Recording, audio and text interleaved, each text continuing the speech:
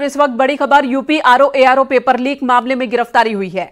Printing press का कर्मचारी गिरफ्तार किया गया है। कुल 6 लोगों की गिरफ्तारी हुई है। प्रयागराज से एसटीएफ ने यह गिरफ्तारी की है। 11 फरवरी 2024 को यह एग्जाम हुआ था और उस वक्त पेपर लीक की बात सामने आ गई थी। भोपाल की प्रिंटिंग प्रेस का कर्मचारी सुनील रघुवंशी, उसे गिरफ्तार किया गया है। बिहार का सुभाष प्रकाश, उसकी भी गिरफ्तारी हुई है। अमरजीत शर्मा, बलिया का विवेक उपाध्याय, प्रयागराज के विशाल दुबे, संदीप पांडे, इन सब की गिरफ्तारी हुई है। तस्वीरों में भी आप इन्हें देख रहे हैं। यही वो लोग हैं जो कि लाखों छात्रों के भविष्य के साथ खिलवाड़ करने के गिरोह का एक हिस्सा हैं।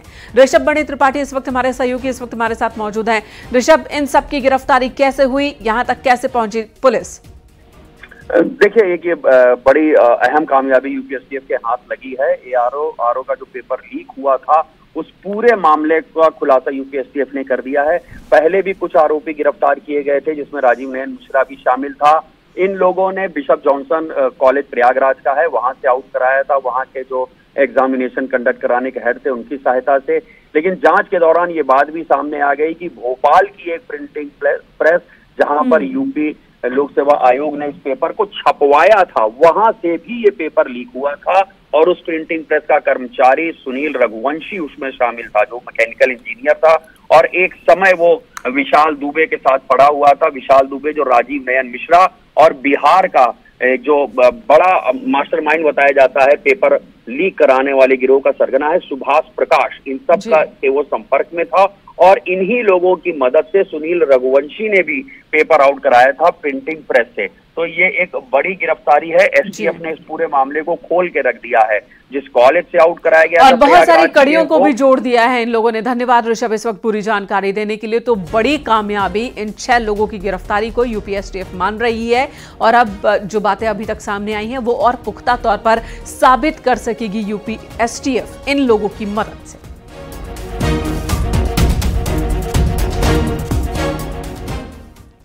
शाहजहांपुर में कार में गैस डालते वक्त आग लग गई। देखते ही देखते कार आग का गोला बन गई। कार में भीषण आग ने दुकान को भी अपनी चपेट में ले लिया। स्थानीय लोगों ने और दमकल कर्मचारियों ने आग पर काबू पाया। घटना कलान स्टेट हाईवे फर्रुखाबाद मार्ग की है।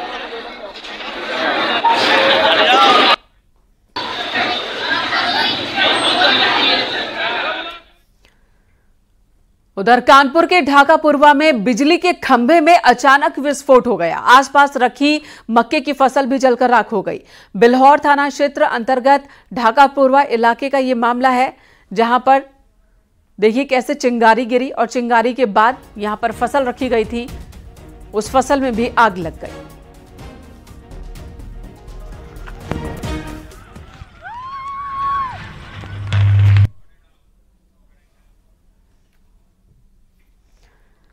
उधर संभल में तेज रफ्तार कार ने एक बाइक को टक्कर मारी। हादसे में बाइक सवार साले बहनोई की मौत हो गई। हादसा असमोली थाना के गांव शहबाजपुर कला में हुआ।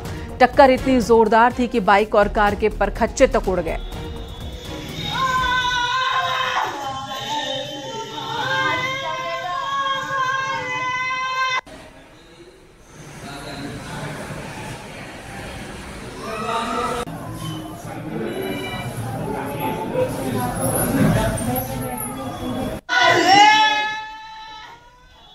तो ये आप देखिए किस तरह से चित्कार की आवाज़ सुनाई दे रही है। 2 लोगों की मौत हुई है। दरअसल यहाँ पर एक तेज़ रफ्तार कार ने बाइक में टक्कर मारी थी और बाइक पर बहनोई और साले जा रहे थे और इस हादसे में दोनों की ही जान चली गई, जिसके बाद परिवार में कोहराम मचा है।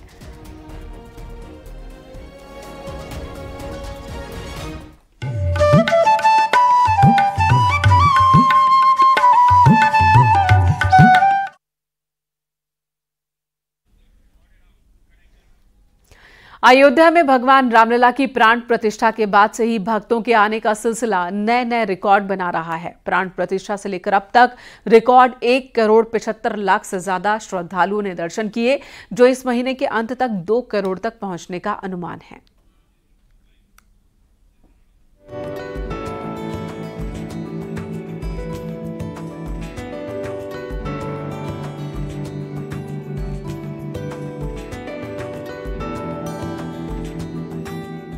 अयोध्या में भगवान श्री राम बीते 22 जनवरी को विराजमान हुए हैं। प्रभु राम के विराजमान होने के बाद से देश और पूरी दुनिया से राम भक्त धर्म नगरी अयोध्या पहुंचकर अपने आराध्य के दर्शन पूजन कर रहे हैं। गर्मी हो, बरसात हो या फिर ठंड हो, राम भक्तों की संख्या लगातार बढ़ती जा रही है। चिलचिलाती धूप और गर्मी में भी ये सिलसिला थोड़ा कम रहा, लेकिन जैसे ही गर्मी थोड़ी कम हुई वैसे ही अयोध्या में भक्तों का जनसैलाब उमड़ पड़ा। यही वजह है कि जब से प्रभु राम अपने भव्य महल में विराजमान हुए हैं, तब से लेकर अब तक करीब 1,75,00,000 से ज्यादा राम भक्तों ने दर्शन पूजन किया है। और हर दिन की बात करें तो ये आंकड़ा 1 लाख से अधिक का है। जब श्रद्धालु राम मंदिर में दर्शन कर रहे हैं, राम मंदिर ट्रस्ट ने ये अनुमान लगाया है कि इस महीने के अंत तक ये संख्या 2 करोड़ के ऊपर पहुंच जाएगी। कल तक की जो संख्या है, प्राण प्रतिष्ठा के बाद श्रद्धालुओं की संख्या 1,75,00,000 से ऊपर जा चुकी है और औसतन 1 लाख से अधिक लोग दर्शन का लाभ उठाते हैं प्रतिदिन। पूरी उम्मीद है कि इस माह के अंत तक 2 करोड़ श्रद्धालु यहाँ पर आकर दर्शन कर सकेंगे। अयोध्या में राम मंदिर निर्माण की समिति की बैठक में शामिल होने पहुंचे राम मंदिर निर्माण समिति के अध्यक्ष नृपेंद्र मिश्रा ने बताया कि मंदिर का निर्माण तेज गति के साथ चल रहा है। भीषण गर्मी में भी श्रद्धालु दर्शन पूजन कर रहे हैं। उनको किसी प्रकार की कोई समस्या नहीं हो रही है। यही वजह है कि प्राण प्रतिष्ठा से लेकर अब तक 1,75,00,000 से ज्यादा भक्तों ने दर्शन पूजन किया है। ये आस्था ही है अपने आराध्य के लिए। वहीं दर्शन पूजन के साथ ही अयोध्या में राम मंदिर के निर्माण का काम तेजी से जारी है। मंदिर के पहले तल का निर्माण भी जुलाई के अंत तक पूरा करने का लक्ष्य है और इस साल दिसंबर तक मंदिर निर्माण का काम पूरा हो जाएगा। इसके साथ ही अपने आराध्य के दर्शन के आंकड़ों में और इजाफा देखने को मिल सकता है। Bureau report, news 18।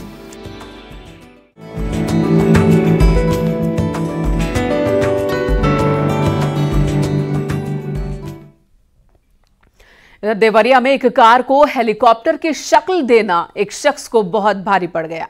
जैसे ही वो कार सड़क पर लेकर दौड़ा, ट्रैफिक पुलिस ने भारी भरकम चालान काट दिया।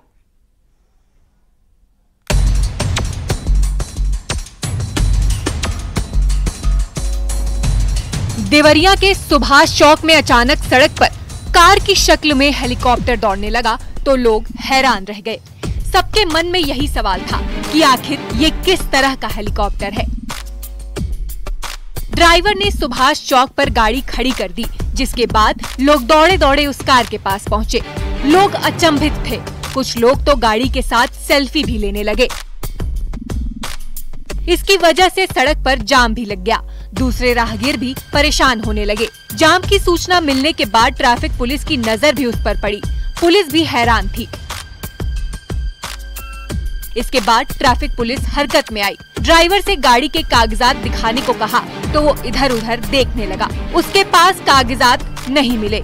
पुलिस ने 18,000 का भारी भरकम चालान काट दिया। संदेश हम देना चाहते हैं देवरिया यातायात पुलिस की तरफ से, हमारे उच्च अधिकारियों की तरफ से ये संदेश है कि आप गाड़ी पे मॉडिफाइड करा के हेलीकॉप्टर हवाई जहाज न बनवाएं। गाड़ी जैसे है, कंपनी ने जैसे दिया है वैसे आप रहे। 18,000 का चालान इनका काटे है। शनिवार की शाम की ये घटना है। पूछताछ में कार के ड्राइवर ने बताया कि बघौच घाट से एक बारात रुद्रपुर गई थी। शादी होने के बाद दूल्हा और दुल्हन को गाड़ी से लाया जा रहा था, लेकिन ट्रैफिक पुलिस की नजरों से बच नहीं पाई। यूपी में कई लोगों ने इस तरह की गाड़ियां बनाई हैं, जिन्हें हेलीकॉप्टर की शक्ल दी जाती है। लोग शादियों में भी इनकी बुकिंग कर रहे हैं। पुरानी कार की छत की वेल्डिंग करके उसे हेलीकॉप्टर जैसा बनाया जाता है। पुलिस के मुताबिक कार को जो रूप दिया गया है वो मोटर वाहन अधिनियम का उल्लंघन है।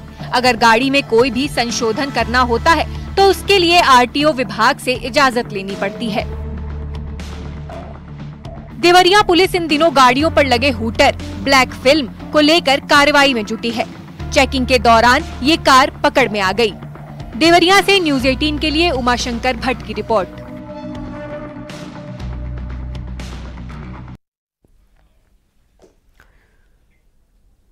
पूर्वोत्तर के 2 राज्य बाढ़ की चपेट में हैं। एक तरफ असम के 30 से ज्यादा जिले पानी पानी हो चुके हैं, तो वहीं दूसरी तरफ अरुणाचल प्रदेश में भी कुदरत की मार पड़ी है। ईटानगर में बादल फटने से भारी तबाही मच गई। ये रिपोर्ट देखिए।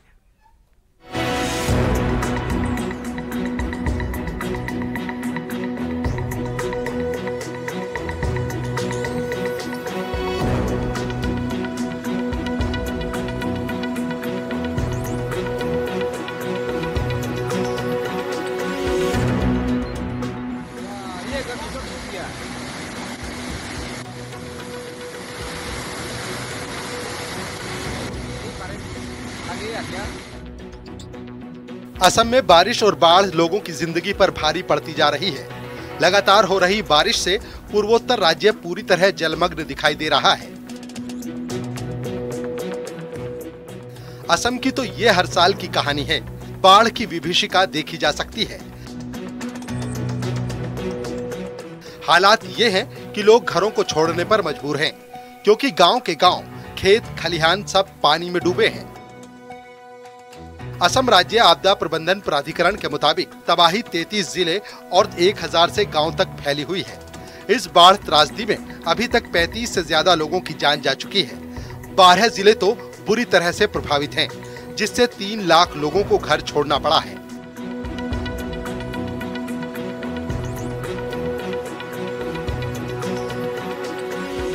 बाढ़ प्रभावित इलाकों में सरकार की लगातार नजर बनी हुई है। असम में 130 से ज्यादा राहत शिविर बनाए गए हैं। करीमगंज में सबसे ज्यादा तबाही हुई है। हर तरफ सिर्फ पानी है। करीमगंज में सबसे ज्यादा 2.5 लाख लोग घर छोड़ने को मजबूर हुए हैं।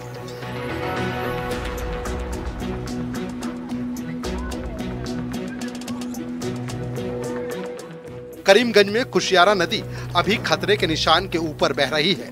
इसके अलावा डिब्रूगढ़, बारपेटा, कामरूप, बाजली, गोलपारा, नागांव, होजई, उदलगुरी, दरांग, नलबाड़ी, कछार बाढ़ की आगोश में हैं। कामरूप जिले में स्थानीय प्रशासन और एनडीआरएफ ने 54 लोगों का रेस्क्यू किया है।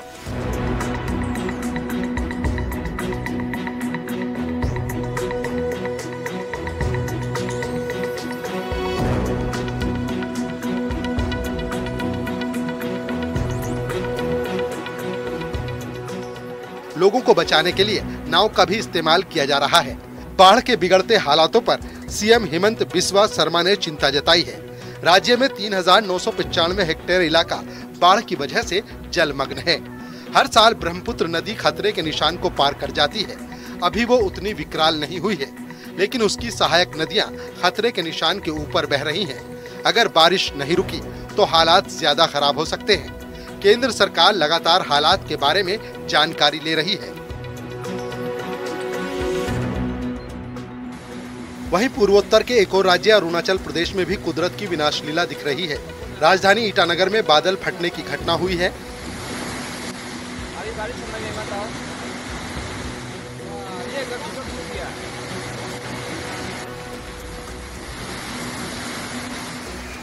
इसके बाद से बाढ़ जैसे हालात हैं। हर तरफ पानी ही पानी नजर आ रहा है। लगातार हो रही बारिश लोगों के लिए मुसीबत खड़ी कर रही है। कई जगहों पर भूस्खलन भी हुआ है। राष्ट्रीय राजमार्ग 415 के कई हिस्सों में बाढ़ आ गई है। नदियों के किनारे रहने वाले लोगों को सुरक्षित इलाकों में जाने को कहा गया है। प्रशासन ने 7 जगहों पर राहत शिविर बनाए हैं। Bureau report, news 18।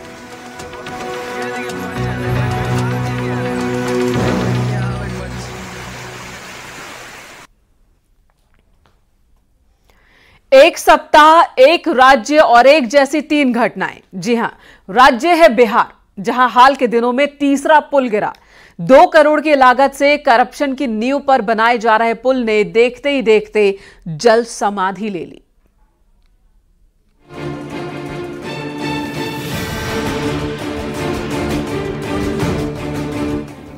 1.5 करोड़ का पुल 1.5 मिनट में धड़ा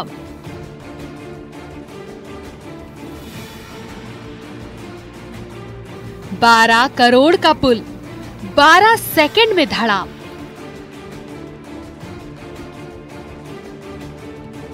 सिवान में धराशायी करप्शन का पुल। महज एक सप्ताह, एक ही राज्य, एक ही विभाग और भ्रष्टाचार के 3 पुल बैक टू बैक डूब गए। बिहार में पुल ऐसे गिर रहे हैं जैसे बच्चों की बनाई कोई रेत की इमारत। पुल गिर रहे हैं और सियासत हो रही है फुल। जवाब देने वाला कोई नहीं, कोई ये बताने वाला नहीं कि पुल इंजीनियर्स ने क्या बनाया था, या फिर बच्चों ने खेल खेल में कंक्रीट बिछाई थी। ऐसा हम इसलिए कह रहे हैं क्योंकि बिहार में पुल गिरने का सिलसिला थमने का नाम नहीं ले रहा है। एक हफ्ते के अंदर तीसरा पुल ढह गया है। इस बार ये घटना मोतिहारी में हुई है। और सबसे खास बात यह है कि अररिया और सिवान के बाद मोतिहारी में भी पुल टूट गया है। पुल टूटने का सिलसिला लगातार जारी है। वैसी स्थिति में जिला प्रशासन भी अलर्ट मोड पे जरूर है, लेकिन ये बताइए कि कब पुल टूटा है, कुछ जानकारी आपको है? 12:30 में। क्या, कैसे टूट गया? वो एक में धंस गया। कैसे? आप लोग कल ही ढलाई हुआ था इसका? हाँ। क्या गड़बड़ी हुआ था कि गिर गया? वो पाया अपने मन धंस गया। जिला प्रशासन ने जरूर इसको लेकर जो है संज्ञान जरूर लिया है और हमें लगता है कि तमाम स्थानीय लोग जो हैं वो नाराजगी जरूर व्यक्त कर रहे हैं, क्योंकि लगातार पुल टूटने का सिलसिला जारी है। इससे पहले अररिया और सिवान में भी पुल गिर चुके हैं। मोतिहारी में बन रहे इस प्रोजेक्ट की लागत करीब 2 करोड़ रुपए थी। जानकारी के अनुसार इस बार पुल गिरने की घटना पूर्वी चंपारण के मोतिहार के घोड़ा सहन इलाके में हुई है। पुल की ढलाई का काम किया जा चुका था। इस पुल की लंबाई करीब 50 फीट थी और 2 करोड़ रुपए की लागत से बन रहा पुल देखते ही देखते धड़ाम हो गया। गिर गया पहले के बाद इसमें इंजीनियर का लापरवाही है। इंजीनियर का लापरवाही? इंजीनियर जो नीचे से अपना सपोर्ट नहीं देखे, चेक नहीं किए, वजन का उसको अनुमान नहीं लगा, ये माल डलाया, उसके बाद गिर गया। रात को पुल ढला रहा था, 10-12 बजे तक काम हुआ है। ठेकेदार मुंशी जी बोल रहे हैं कि 9:30 बजे काम बंद हो गया। वहाँ पे देखिए पेपर लगा हुआ है। 1.5 करोड़ के लागत से पुल बन रहा है। बताइए, आज गिर गया है, कल कोई गाड़ी जाता गिर जाता इसके अंदर, कोई मर जाता इसमें, उसका जवाबदेही कौन होता? वहीं शनिवार को भी बिहार के सिवान में पुल गिरने की घटना हुई थी। यहाँ महाराजगंज दरोंदा विधानसभा के बॉर्डर को जोड़ने वाला पुल ताश के पत्तों की तरह ढह गया था। लोगों का कहना है कि बिना बारिश के पुल इस तरह कमजोर होकर गिर गया, ये हैरान करने वाली बात है। इस बार न आंधी आई और न ही बारिश हुई, फिर भी महाराजगंज क्षेत्र में पठेडी गरोली को जोड़ने वाला नहर पर बना पुल धड़ाम हो गया। इससे पहले बीते मंगलवार को अररिया में करीब 180 मीटर लंबा पुल ढह गया था। अररिया के सिकटी में बकरा नदी पर ये पुल बनाया गया था। अभी पुल का उद्घाटन भी नहीं किया गया था और उद्घाटन से पहले ही 12 करोड़ की लागत से बना पुल धड़ाम हो गया। पुल के 3 पिलर नदी में धंस गए और बताया जा रहा है कि जमीन पर ही पिलर गाड़कर इसको बनाया गया था। यहाँ अप्रोच रोड भी नहीं बनी थी। बीते दिनों का जिक्र करें तो बिहार में बार बार पुल गिरने की घटना आम बात हो गई है, लेकिन ऐसी घटनाओं से सरकार और निर्माण कंपनियों पर कई गंभीर सवाल खड़े होते हैं। Bureau report, news 18।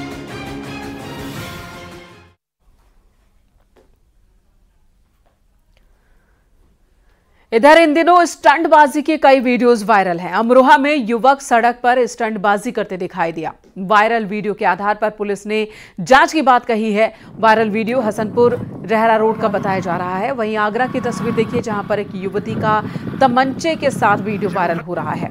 Viral video थाना न्यू आगरा क्षेत्र का बताया जा रहा है।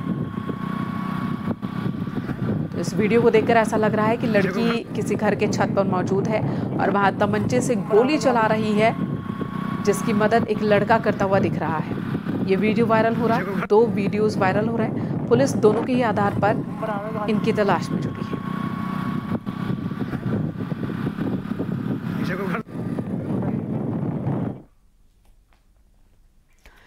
बलरामपुर में 2 बच्चों की मौत पर आपदा राहत देने के नाम पर रिश्वत लेने का मामला सामने आया। आपदा राहत के नाम पर मुआवजा देने के लिए लेखपाल का रिश्वत लेते एक वीडियो भी वायरल हो रहा है।